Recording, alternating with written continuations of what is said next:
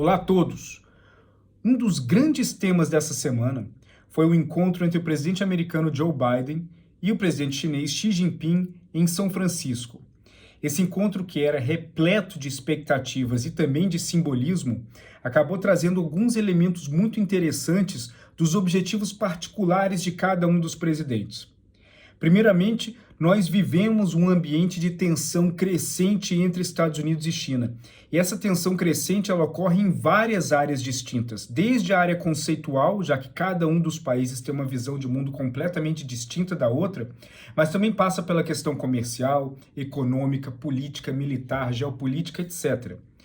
A importância desse encontro entre os dois foi porque a situação entre os dois países já se encontrava num grau de tensão tão alto que praticamente não havia diálogo entre os dois países para lidar com os temas mais básicos, inclusive os temas de potenciais riscos ligados às ações militares e de posicionamento internacional de cada um.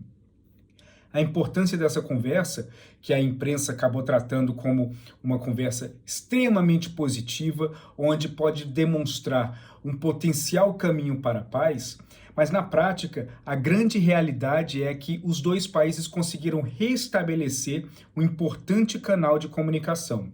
Mesmo durante a Guerra Fria entre Estados Unidos e União Soviética, os países eles mantinham uma linha de comunicação importante, não só via as suas embaixadas, mas os presidentes dos dois lados se encontravam periodicamente e conversavam. A Guerra Fria não significava necessariamente uma animosidade contínua em todas as áreas, mas sim a tensão contínua, porque os objetivos de cada um dos dois países são contraditórios dentro do que cada um almeja ser e ter. Essa conversa entre Biden e Xi Jinping conseguiu colocar alguns pingos nos is, tranquilizar grande parte da comunidade internacional e determinar pelo menos algumas linhas de conversa entre os dois lados que podem ajudar caso as tensões entre os dois lados escalem ainda mais. Mais do que isso, para o Joe Biden, isso foi uma conversa muito importante também do ponto de vista da política doméstica.